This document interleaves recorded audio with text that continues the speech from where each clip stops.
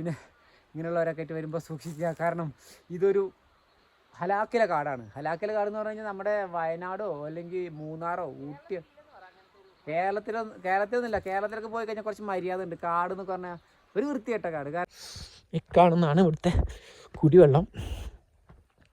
ആദ്യം ഫസ്റ്റ് ഡ്രമ്മിൽ ഒരു പൈപ്പിൽ വരും, എന്നിട്ട് അതിൻ്റെ ഏകദേശം ഈ ഒരു ലെവലിൽ ഫില്ലായിട്ട് ഫിൽറ്ററാവും. അപ്പോൾ മേലത്ത് നിന്ന് പിന്നെ ഇതിലോട്ട് ഒഴുകും, എന്നിട്ട് ഇതിലോട്ട് ഒഴുകും, എന്നിട്ട് ഇതിലോട്ട് ഒഴുകും, എന്നിട്ട് അങ്ങനെ ഒരു സിസ്റ്റമാണ് വെച്ചേക്കുന്നത്. പക്ഷേ ഞാൻ പിടിച്ചതാ ആ പൊത്തിൻ്റെ കയറ്റിട്ട് നാഗാലാൻഡിലേ എനിക്ക് പോവാം. ഇവിടെ നിന്ന് ഇറങ്ങാണേ. വാ വാ ഇന്ന് വാ കുഞ്ഞു വാ.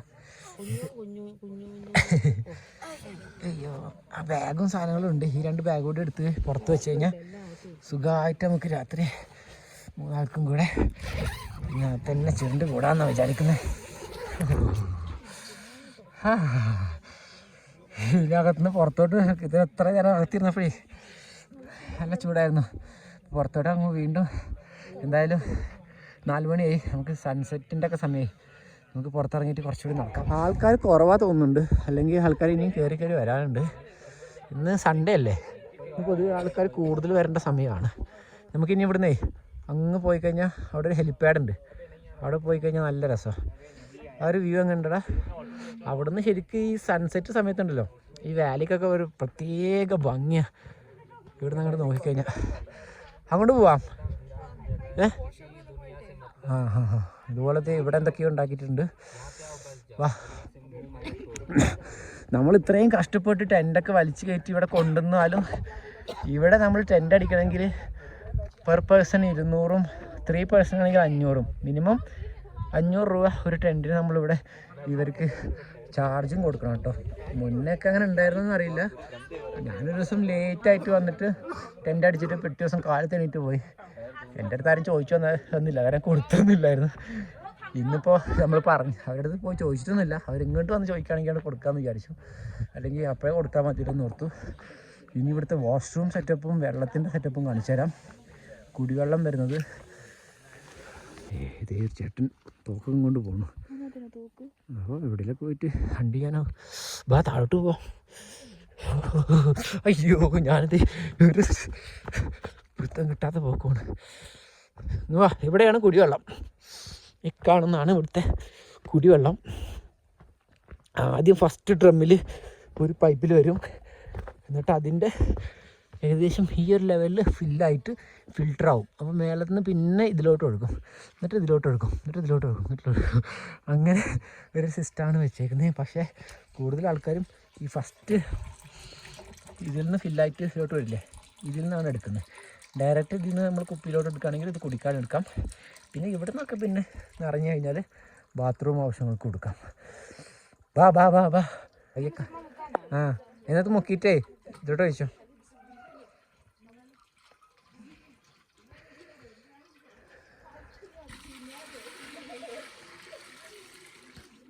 കാണുമ്പോൾ വലിയ തണുപ്പൊന്നുമില്ല അല്ലേ, എല്ലാം നോർമൽ.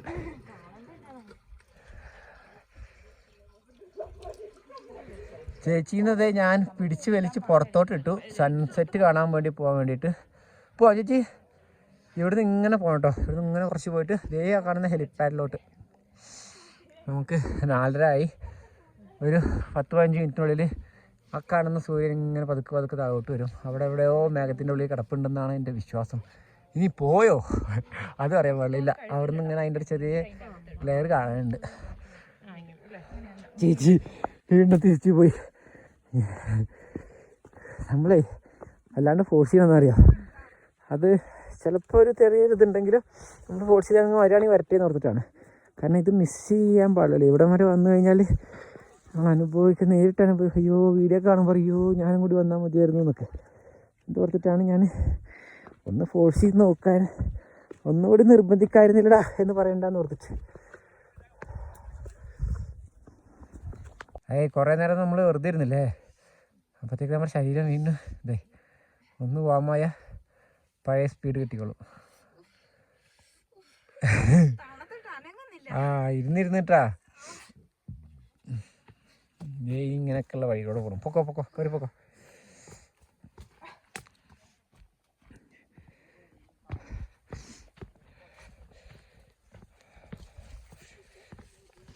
हम गए ബാക്കി ബാക്കി ഹേ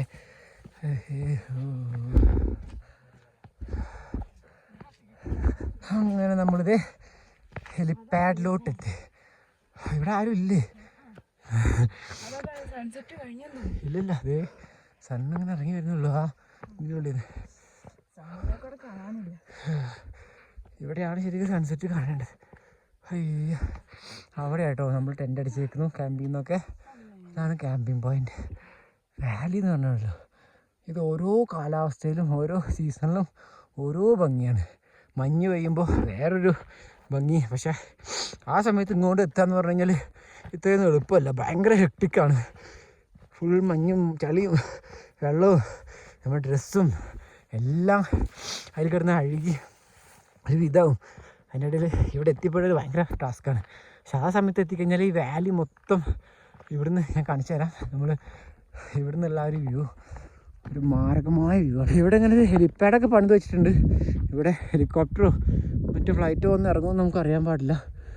പക്ഷേ ചുറ്റും അല്ലേ അടിപൊളി വ്യൂ ആണ്. രക്ഷയില്ലാത്ത വ്യൂ എന്ന് പറഞ്ഞാൽ രക്ഷയില്ലാത്ത വ്യൂ. നമ്മൾ മാത്രമേ ഉള്ളൂ തോന്നുന്നില്ല ഇവിടെ.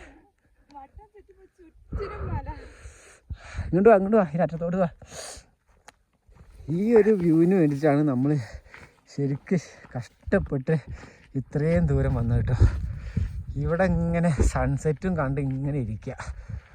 അയ്യോ, ഇതൊരു വേറൊരു ഒരുമാതിരി ലോകമാണ്. എങ്ങനെയുണ്ട് കഴിഞ്ഞാൽ അതൊരു പ്രത്യേക തരം ഇതല്ല. ഈ ഒരു വ്യൂ ഉണ്ടല്ലോ, ഈ ഒരു വ്യൂ ഇതിൻ്റെ ഒരു ഭംഗി ഇത് വേറെയാണ്. ഇത് ഇങ്ങനെ സൺസെറ്റും സൺറൈസും ഇങ്ങനെ വരുന്നതിനനുസരിച്ച് ഓരോ കളറും ഇങ്ങനെ മാറി മാറി വരും. പിന്നെ മഞ്ഞ് ഒക്കെ പെയ്യുമ്പോൾ മഞ്ഞൊക്കെ മൂടി കിടക്കുമ്പോൾ വേറൊരു വ്യൂ. ഓരോ കാലാവസ്ഥയിലും ഓരോരോ ഭംഗിയാണ്. സൺസെറ്റാണ്, പക്ഷെ സണ്ണൊക്കെ ക്ലൗഡിനുള്ളിൽ പോയിട്ട് ഒന്നും കാണുന്നില്ല. ഇനി കാണുമെന്ന് തോന്നുന്നില്ല അല്ലേ? സൂര്യനെ കാണാനില്ലല്ലേ? മേഘങ്ങൾ മൂടി. ഇന്നെന്തായാലും സൺസെറ്റ് അങ്ങനെ ക്ലിയർ ആയിട്ട് കാണാൻ പറ്റും തോന്നുന്നില്ല. നല്ല ക്ലൗഡിയാണ്. താഴോട്ട് വരുമ്പോഴത്തേക്ക് എന്താ അവസ്ഥ എന്നറിയില്ല. എന്തായാലും കുറച്ച് നേരം വെയിറ്റ് ചെയ്ത് നോക്കുന്നുണ്ട് ഇവിടെ.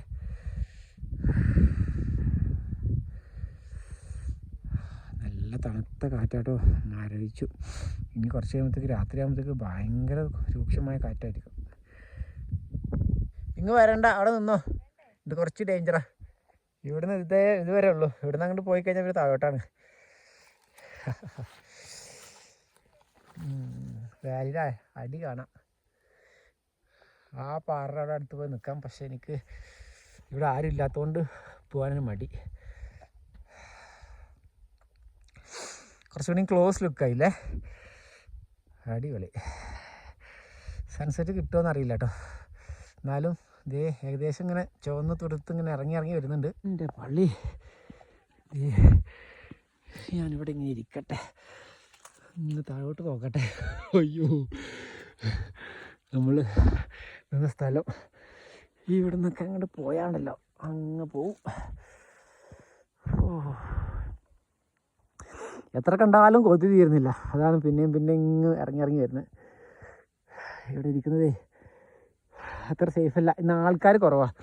ഇവിടെ അധികം പേര് വന്നിട്ടില്ല. ഞങ്ങൾ മാത്രമേ ഉള്ളൂ ഇവിടെ. ഭയങ്കര വ്യൂ. ഞാൻ ഇങ്ങോട്ട് വരണ്ട, അവിടെ നിന്നാൽ മതി. ആ തിളക്കത്തിലുള്ള ഡയലോഗ് ഉണ്ടല്ലോ, ജ്യോതിയും വന്നില്ല, തീയും വന്നില്ല, ഒരു തേങ്ങ വന്നില്ല, അങ്ങനെ ഡയലോഗില്ലേ? അതുപോലെയാണ് സൺസെറ്റ് പ്രതീക്ഷിച്ച് നിന്നിട്ട് സണ്ണിന് മാത്രം കിലുക്കം സണ്ണിനെ മാത്രം കാണാനില്ല. അപ്പം ഞങ്ങളിത് ഇത്രയും കാഴ്ചകളൊക്കെ കണ്ട് മതിയാക്കിയിട്ട്, കാരണം ഭയങ്കര രൂക്ഷമായ കാറ്റും തണുപ്പുമാണ്, അതുകൊണ്ട് അധികം നേരം അവിടെ നിൽക്കാൻ പറ്റില്ല. ഞങ്ങൾ തിരിച്ച് വീണ്ടും നമ്മുടെ ക്യാമ്പിൻ്റെ അവിടേക്ക് തന്നെ, ടെൻറ്റിൻ്റെ അവിടേക്ക് തന്നെ പോവാണ്. ഇന്ന് ഞായറാഴ്ച ആയതുകൊണ്ട് നാഗാലാൻഡിൽ പബ്ലിക് ട്രാൻസ്പോർട്ടൊന്നുമില്ല. അതുകൊണ്ട് തന്നെ ആരും എവിടെ നിന്നും മൂവ് എത്തില്ല എന്ന് പറഞ്ഞത്. അതുകൊണ്ട് ഇന്ന് ഈ ഭാഗത്തോട്ട് അധികം ആരും എത്തിയിട്ടില്ല എന്നാണ് ഇവിടെ ഒരാളിൻ്റെ അടുത്ത് പറഞ്ഞത്. ശനിയാഴ്ച ഇന്ന് നമ്മൾ കയറി വരുമ്പോൾ 25-30 പേരടങ്ങുന്ന ഗ്രൂപ്പുകൾ ഇവർ നമ്മൾ വരുമ്പോൾ കണ്ടില്ലേ ഒരു മലയാളി ഗ്രൂപ്പ്, അങ്ങനെ കുറേ ആൾക്കാരുണ്ടായിരുന്നു. ശനിയാഴ്ച ദിവസങ്ങളിൽ ഭയങ്കര ക്രൗഡായിരിക്കും എന്ന് പറഞ്ഞു. അപ്പോൾ ഇന്നലെ വരികയാണെന്നുണ്ടെങ്കിൽ ഭയങ്കര ആളും ബഹളും തിരക്കും പാട്ടും എല്ലാ സിസ്റ്റവും ഉണ്ടായിരിക്കാൻ സാധ്യതയുണ്ട്. ഇന്നിപ്പോൾ ഇച്ചിരി ഒരു സൈലൻ്റ് ആയിട്ടുള്ള ഭയങ്കര ഒരു ഇതായിട്ടുള്ള ഒരു സിറ്റുവേഷനാണ്. ഒരു പ്രത്യേക മൂഡാണ്. നമ്മൾ മാത്രമേ ഉള്ളൂ. ഞാൻ ഓരോരുത്തരുടെ മുക്കിൽ ഓരോരോ ഇതായിട്ട് ഇങ്ങനെ കൂടുന്നു. പിന്നെ ആരൊക്കെയോ എവിടേക്കോ പോയിട്ട് വന്നിട്ടില്ലോ തോന്നുന്നുണ്ട്. ഒക്കെ ടെൻറ്റിനകത്താ തോന്നുന്നുണ്ട്. അപ്പോൾ ഇന്നത്തെ ദിവസം ഇങ്ങനെ ഏകദേശം തീരുന്നു. നമ്മൾ രാത്രി ഭക്ഷണം കഴിച്ചിട്ട് പതിയെ ടെൻറ്റിനകത്ത് കയറി അങ്ങ് കൂടണം. ഇത്രയും നേരത്തെ എന്ന് വെച്ച് കഴിഞ്ഞാൽ സമയം എത്രയെന്ന് അറിയാം, 5:15 ഇത്രയും നേരത്തെ നമ്മൾ ടെൻറ്റിനകത്ത് കയറി കൂടി ഒതുങ്ങേണ്ട ഒരവസ്ഥയാണ്. Dinner ready guys. അയ്യോ അങ്ങനെ ബാ ചേച്ചി, ഇതാണ് 250 രൂപയുടെ ഫുഡ്. ഇച്ചിരി ചോറും ഇച്ചിരി കിഴങ്ങ് കറിയും ഒരു മാങ്ങാച്ചാറും. പക്ഷേ ഈ സ്ഥലത്ത് ഇത് ഒരു വിധത്തിൽ അനുഗ്രഹമാണ്, മറ്റൊരു വിധത്തിൽ ഭയങ്കര എക്സ്പെൻസീവാണ്. ഒരു മുട്ടക്ക് 50 രൂപ. മുട്ട പിഴിഞ്ഞതിന്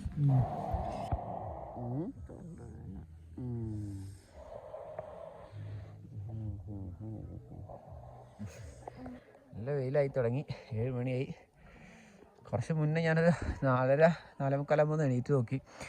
നല്ല വെളിച്ചം വന്നിട്ടുണ്ടായിരുന്നു. പക്ഷേ പുറത്തോട്ട് ഇറങ്ങിയപ്പോൾ കൊടും തണുപ്പ്, ഒരു രക്ഷയില്ല.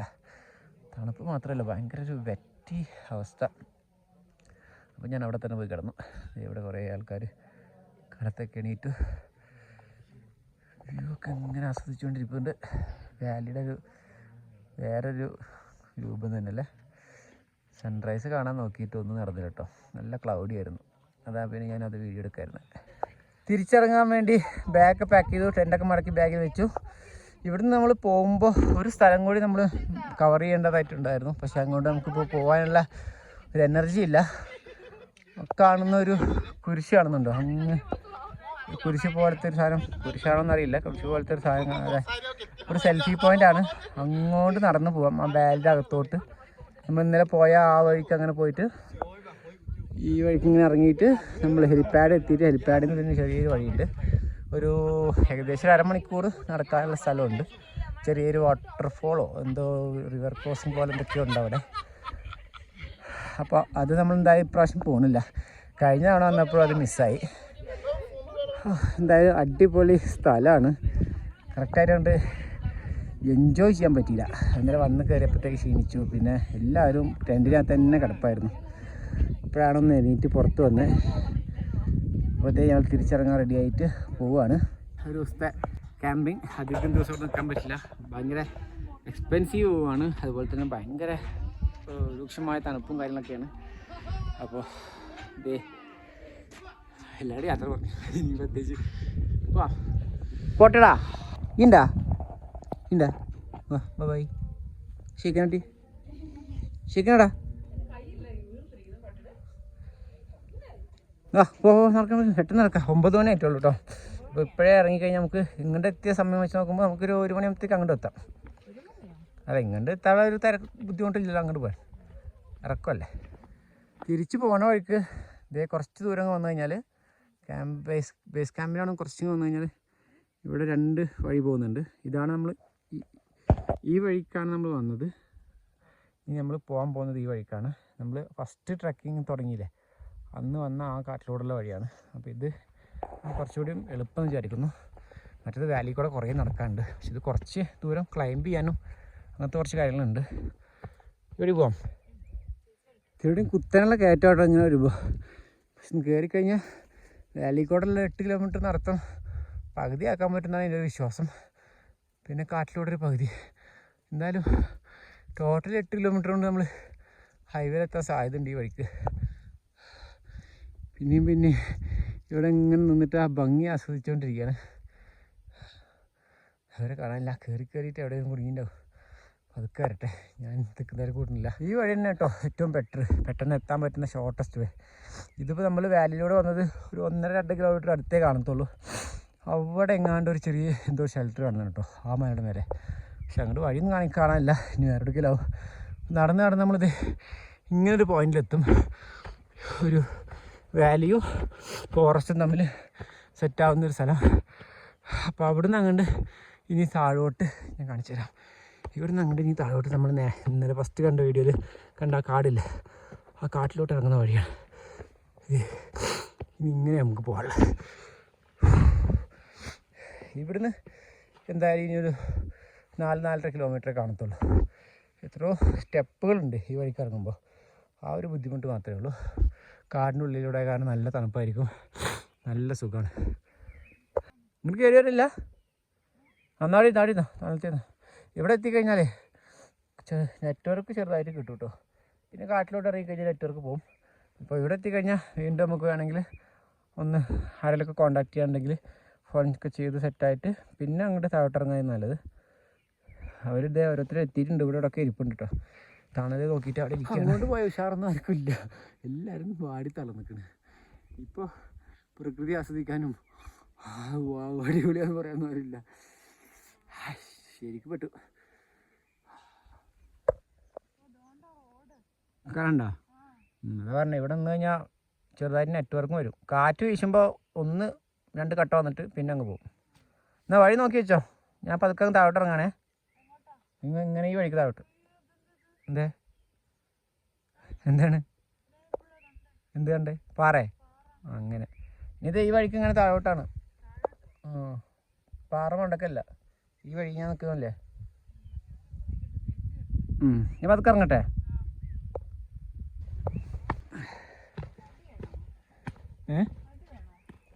വടി എടുക്കണ്ട, വടി എടുത്ത് കഴിഞ്ഞാൽ ആ വടിയുമ്പോൾ കുത്തിയിട്ടേ വടിയും പിടിക്കാതെ ഇറങ്ങി വരും. അപ്പം ഡേഞ്ചറാ. വടി യൂസ് ചെയ്യാൻ കറക്റ്റായിട്ട് അറിയണം. ഞാൻ പൊക്കോട്ടെ, നിങ്ങൾ പതുക്കെ കാടൊക്കെ ആസ്വദിച്ച് പതിയെ പോരെ. അതാ പറഞ്ഞത്, ഇങ്ങനെ പുലിയൊക്കെ പിടിച്ചിട്ട് ഇറങ്ങിയാൽ മതി. ഞാൻ പതിയെ അങ്ങ് പോവാണേ. കാടൊക്കെ ആസ്വദിച്ച് പതുക്കെ വന്നാൽ മതി. ഇവരെ കയറാനാണ് എളുപ്പം, ഇറങ്ങാനാണ് എളുപ്പം. അപ്പോൾ ഓടിച്ചാടിയും കയറല്ലേ. നല്ല തിക്ക് ഫോറസ്റ്റ് ആട്ടോ. പക്ഷെ കാട് എൻജോയ് ചെയ്യണമെന്നുണ്ടെങ്കിൽ ഈ സൈഡിൽ കൂടെ തന്നെ വരണം. മറ്റേ കൂടെ വരുമ്പോൾ ആ ഒരു ഇതൊന്നുമില്ല, എല്ലാവരും പോകുന്ന വഴി ആയതുകൊണ്ടേ. ആ ഫ്രണ്ടിലത്തെ ബാഗ് വന്നേ. അയ്യോ പിന്നെ ഞാൻ വിചാരിച്ചു നല്ലൊരു വീഡിയോ കിട്ടുന്നു. മോന്തയും കുത്തി വീണ് കണ്ട. ആ ഫ്രണ്ടിൽ ബാഗിലുണ്ടോ? അത് കുഴപ്പമില്ല, ഇവിടെ വെച്ചോ. വേണ്ടെന്ന്.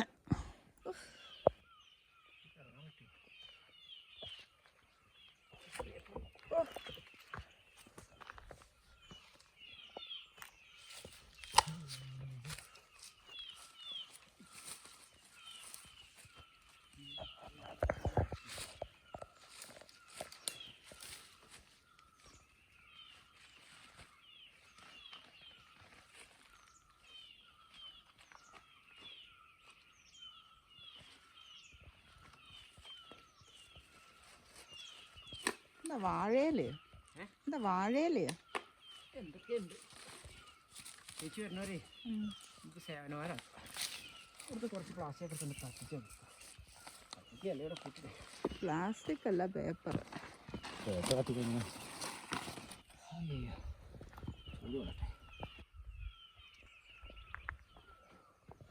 റാപ്പൊക്കെ ഇടല്ലേ. അയ്യോ അത് ഇടണ്ട, അത് പ്ലാസ്റ്റിക്, അത് മാറ്റും.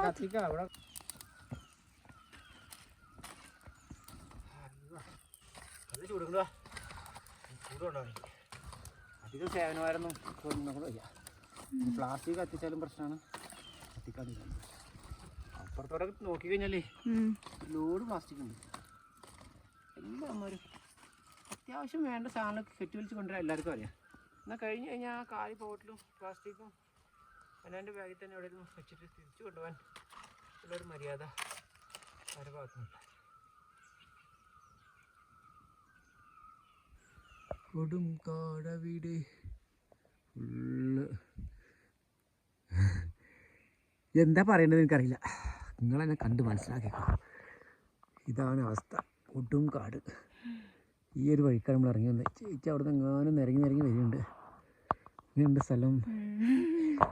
എന്നാ പറയാനാ, മരം കിടക്കുന്നൊക്കെ ബ്രിഡ്ജ് പോലെ ആയിക്കണം.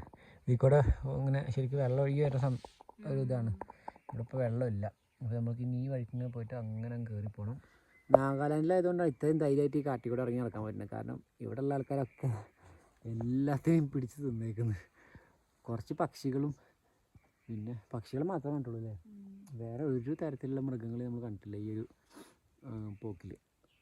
ഇനിയിപ്പോൾ പറഞ്ഞുകൊണ്ടിരിക്കുമ്പോൾ ഓടിച്ചാടി ഒന്നിലും പിന്നെ ഇന്ന് വീഴൊന്നും അറിയില്ല. കയറി പോകുമ്പോൾ ഇന്നലെ അവർ പറഞ്ഞു 2 ടൈഗർ ഉണ്ട്, കടുവ ഉണ്ടെന്ന്. ഇറങ്ങി റെസ്റ്റ് എടുത്ത് 12 മണിയായി. അപ്പോൾ ഇനി ഈ കാടും കാര്യങ്ങളും അധികം കാണിക്കാനില്ലല്ലോ, ഇതന്നെ കണ്ട് നിങ്ങൾക്കും ബോറടിക്കും. അപ്പോൾ ഞാൻ ഇനി താഴെ ഇറങ്ങിയിട്ട് അടുത്ത വിശേഷങ്ങളൊക്കെ ആയിട്ട് വരാം. നമ്മൾ വന്നിട്ട് ഒരു ഷെൽട്ടറിൻ്റെ അവിടെ എത്തിയിട്ടുണ്ട്. ഇവിടുന്ന് തന്നെ താഴോട്ട് വേ ടു ജൊക്കോമ 5000 എത്രയാണെന്നറിയില്ല, 410 ഫുട് സ്റ്റെപ്സ് താഴോട്ട് ഇറങ്ങണമെങ്കിൽ. ശരിക്കും ഇത് ഈ വഴിക്ക് വരുമ്പോൾ 9000 ഫുട് സ്റ്റെപ്പോ എങ്ങാണ്ടുണ്ട് ഈ മൊത്തം ഈ ഒരു കാട്ടിലൂടെയുള്ള വഴി. അപ്പോൾ ഇനിയും നമുക്ക് 5410 സ്റ്റെപ്പ് താഴോട്ട് ഇറക്കണം. ഓക്കെ, പോട്ടെ.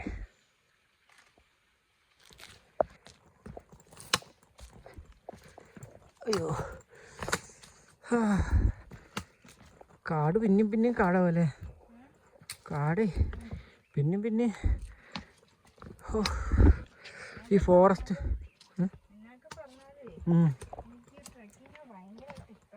ആണോ, ഇഷ്ടപ്പെട്ടു. കുറച്ച് ടഫാണല്ലേ, ഭയങ്കര ടഫാണെന്നുണ്ടെങ്കിൽ ഭയങ്കര എക്സ്പീരിയൻസ് ആണ്. നമുക്ക് വീഡിയോയിൽ കാണിക്കുന്നൊരു പരിമിതിയുണ്ട്. അപ്പോൾ നിങ്ങൾ തന്നെ നേരിട്ട് വന്ന് ഇപ്പോൾ അല്ല ഞാൻ പറയാ, വീഡിയോ കാണുന്നവരുടെ നമുക്ക് വീഡിയോയിൽ അനുഭവിക്കാൻ പറ്റാത്ത കുറേ കാര്യമുണ്ട്. ഇവിടുത്തെ കാലാവസ്ഥ, ഈ സൈലൻസ്, ഈ കിളികളുടെ ശബ്ദം, ഇതൊക്കെ കുറച്ചൊക്കെ കിട്ടും. തണുപ്പ് കാലാവസ്ഥ ഒന്നും കിട്ടില്ലെങ്കിലും പിന്നെ നമ്മളിതിവിടെ കയറി ഇറങ്ങി നടക്കുമ്പോൾ നമ്മുടെ ആ ഒരു ബുദ്ധിമുട്ടും കാലുവേദനയൊക്കെ സഹിച്ചുള്ള പോക്കും. താഴോട്ട് ഇറങ്ങാനായിട്ടില്ല ഏറ്റവും പ്രയാസം. കയറുമ്പോൾ തോന്നും മുകളിലോട്ട് പോകാനാണ് പാടുന്നത്. വാലിയിലൂടെ നടക്കുമ്പോൾ തോന്നും ഹൈക്കിങ്ങിനായിട്ട് നല്ലത്, അല്ല ഹൈക്കിങ്ങാണ് നല്ലതെന്ന്, വെറുതെ ഇങ്ങനെ നടക്കുമ്പോൾ. മടുക്കും പെട്ടെന്ന്. താഴോട്ട് ഇറങ്ങും, ആ ഒരു പ്രശ്നമുള്ളൂ. താഴോട്ട് ഇറങ്ങുമ്പോൾ കാലിങ്ങനെ പിടിച്ച് ഇറങ്ങുമ്പോൾ മസിലൊക്കെ വിറയ്ക്കാൻ തോന്നും. ആ ഒരു പ്രശ്നമേ ഉള്ളൂ. നല്ല ജോയിൻറ്റ് പെയിൻ ഉണ്ടാവും. എന്നാൽ പോട്ടെ, ഇപ്പോഴും എത്തിയിട്ടില്ല കേട്ടോ. ഇപ്പോൾ നോക്കിക്കഴിഞ്ഞാൽ ഒരു പകുതി പോലും ആയിട്ടുണ്ടാവില്ല. 5000 ഫുട് സ്റ്റെപ്സ് ഇനിയുണ്ട്.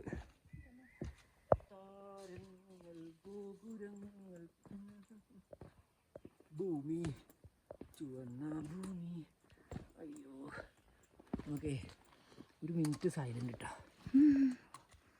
അടുത്താ കിളികളുടെ ശബ്ദം കേൾപ്പിച്ച്.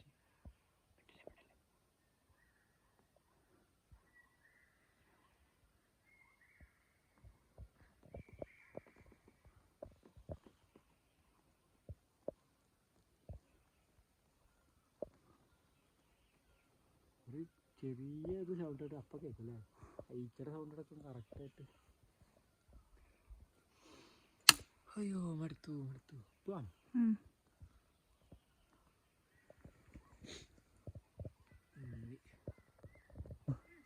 കുറച്ച് തീ കൂട്ട്, തീ. ആ, ഒരു സാധനം കിട്ടി ചുട്ടിന്നാൻ. ഞാൻ പിടിച്ചതാ,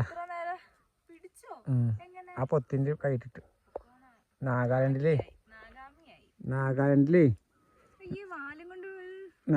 വന്നിട്ടേ ഈ കാട്ടി വന്നിട്ട് ഒന്നും തിന്നാൻ കിട്ടിയില്ലെങ്കിൽ മോശമല്ലേ. ഫോക്കസ് ആവടാ.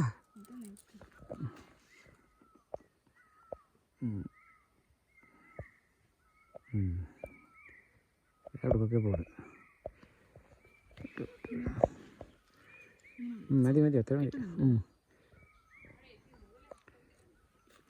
ഒരു ഫ്രൈ എടുക്കട്ടെ, ഫ്രൈ. ഞാൻ അണ്ണാൻ കൊച്ചിനെ പിടിച്ചു. അങ്ങനെ പറഞ്ഞാൽ മതി. ഞങ്ങൾക്ക് 3 ആൾക്കും കൂടി ഉള്ള ഇല്ല, ആകെ ഒന്ന് ചുട്ടെടുത്ത് കഴിഞ്ഞാൽ ഒരു കടിക്കുള്ള ഇല്ല. അതുകൊണ്ട് ഞാൻ ഇതിനോട് വിട്ടു. ഈ എടുത്ത് കഴിച്ചോ, അങ്ങനെ വിഴുകടാ. ആ കാലിൽ വന്നിട്ട് ഒരെണ്ണത്തിന് ചുട്ട് തിന്നാൻ കിട്ടിയില്ലെങ്കിൽ മകൻ ബോസല്ല. പിന്നെ ചത്ത് ഇതായി വാലെ പിടിക്കും, വാലെ പിടിച്ചാൽ. അങ്ങനെ നമ്മൾ കഴിഞ്ഞ ദിവസം തല്ലോടി പിരിഞ്ഞ താഴോട്ട് ഇറങ്ങിപ്പോയ അതേ സ്ഥലത്ത് തന്നെ തിരിച്ചെത്തി.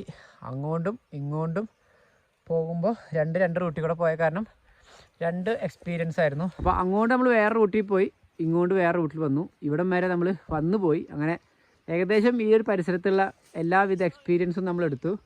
ഇന്നലെ ചേച്ചി ക്യാമ്പ് ചെയ്യാൻ പോയ സ്പോട്ടാണ് ആ കാണുന്നത്. അവിടെ ഇന്ന് ആരെയും കാണാനില്ല, കൃഷിക്കാരെയൊന്നും. അപ്പോൾ ട്രക്കിംഗ് വിശേഷങ്ങൾ ഇവിടെ വെച്ച് അവസാനിപ്പിക്കുകയാണ്. കാരണം നമ്മൾ അങ്ങോട്ടും ഇങ്ങോട്ടുള്ളതൊക്കെ കാണിച്ചു. ഇവിടെ നിന്ന് താഴോട്ട് ഉള്ളത് നമ്മൾ വന്നതും പോയതൊക്കെ കാണിച്ചു. ഇനി പ്രത്യേകിച്ചൊന്നും കാണിക്കാനില്ല.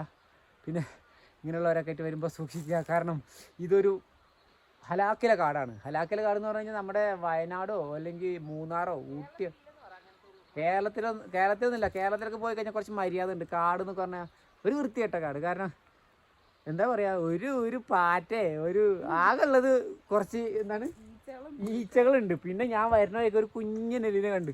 എന്തായാലും ഒരു കാടല്ലേ, ഒരു മര്യാദക്ക് നമ്മുടെ വയനാട് ഊട്ടിയിൽ ഇവിടെയൊക്കെ പോകുമ്പോൾ കാണുന്ന പോലെ കുറച്ച് പക്ഷികളുണ്ട്. വല്ല ആനയോ അല്ലെങ്കിൽ വല്ല മുയലോ വല്ല അണ്ണാനോ അറ്റ്ലീസ്റ്റ് കുറച്ച് ഇഴജന്തുക്കളെങ്കിലും കട്ടിക്കട പോകുമ്പോൾ അങ്ങനത്തെ ഇഴജന്തുക്കളും ഇതൊന്നും ഇല്ല. ഈ വഴിക്ക് ട്രക്കിങ്ങിന് പോകുന്നവരൊക്കെ പിടിച്ച് പോക്കറ്റ് ഇടും, എന്നിട്ട് കൊണ്ടുപോയി ചുട്ട് തിന്നും. അത് കാരണം അത്രയും സേഫ് ആണെന്നാണ് ഞാൻ അതിന് ഉദ്ദേശിച്ചത്. കാരണം ഒരു പാറ്റേനോ എലിനോ അല്ലെങ്കിൽ എന്തെങ്കിലും കണ്ടു കഴിഞ്ഞാൽ അപ്പോൾ പേടിക്കുന്ന ആളാണ്. അങ്ങനത്തെ ആള് പോലും 2 കടുവ ഉണ്ടായിട്ടെന്താ കാര്യം? ഇവിടെ എന്തെങ്കിലും തിന്നാൻ കിട്ടിയെങ്കിൽ അവർ ഇങ്ങോട്ട് ഇറങ്ങുള്ളൂ. കടുവ കിട്ടിക്കഴിഞ്ഞാൽ ഈ എല്ലും തോലായ 2 ഉണ്ട്. പിന്നെ ബാക്കിൽ 1 ഉണ്ട്, കുറച്ച് ഒരാഴ്ചത്തേക്കുള്ള മുതലാണത്. അപ്പോൾ എന്തായാലും മറ്റൊരു എപ്പിസോഡുമായിട്ട് വീണ്ടും കാണാം. ഇനിയിപ്പോൾ ഇവിടുന്ന് നേരെ നമ്മൾ കോഹിമയിലോട്ടാണ് പോകുന്നത്. അപ്പോൾ അവിടുന്ന് ഇങ്ങോട്ട് വരുന്നതും ഒക്കെ നമ്മൾ കാണിച്ച കാരണം നമ്മൾ ഇനിയിപ്പോൾ അതൊന്നും കാണിക്കുന്നില്ല. അടുത്തൊരു ഡെസ്റ്റിനേഷനിലോട്ട് യാത്ര തുടരുമ്പോൾ വീണ്ടും വീഡിയോ ആയിട്ട് വരാം. So till then bye bye.